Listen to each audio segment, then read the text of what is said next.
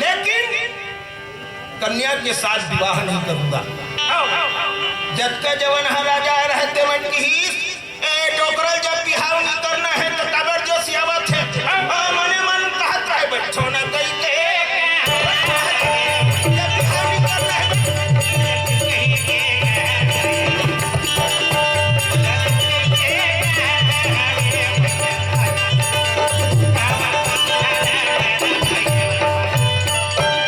रागी भैया मने मन कहत रहे पर बोल कोई नहीं सके। भीष्म पितामह ने कहा यदि आप कन्या के विवाह को हस्तिनापुर के युवराज दुर्योधन के साथ करना चाहते हैं तो आदेश दीजिए। मीन के नयन को भेद करके कन्या का विवाह में दुर्योधन के साथ करवा दूंगा। राजा द्रुपद की थे पितामह पूर्ण आदेश है। अदा बेधो बेधो होला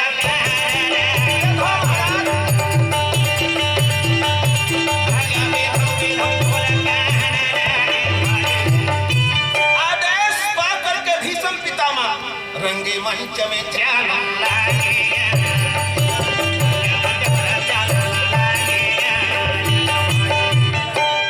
राजी भैया भीष्म पितामह रंगमंच के ओर बढ़त रहे। उसके बेर द्रुपद के बड़े बेटा जेकर नाम है शिखंडी रही। भीष्म पितामह लजावत देख के किथे पितामह बैठिए पितामह बैठिए पितामह। अक्कल देखित तहन भीष्म पितामह रंगमंच डहर लीजिए जाके आसन में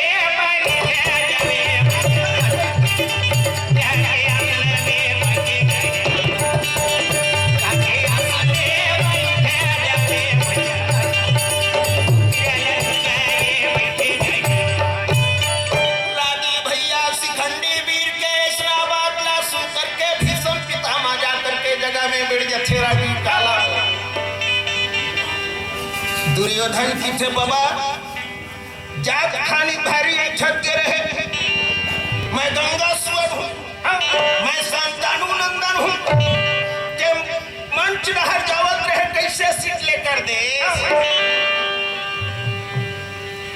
बात ला सुन करके पितामह की इस दुर्योधन ये समाज के बीच में मोर दाल निकल है। काबर यहाँ मोर काल खड़े हुए हैं। कौन पितामह?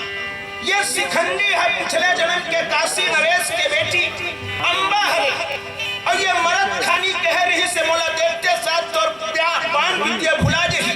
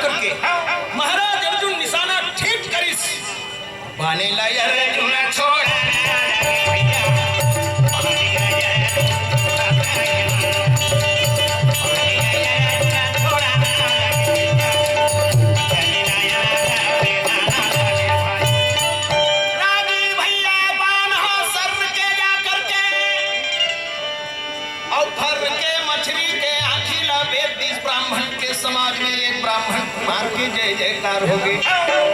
राजा द्रुपद ने कहा, कन्या लड़की को लेकर के आइए और इस ब्राह्मण देवता के गले में जयमाला पहनाइए।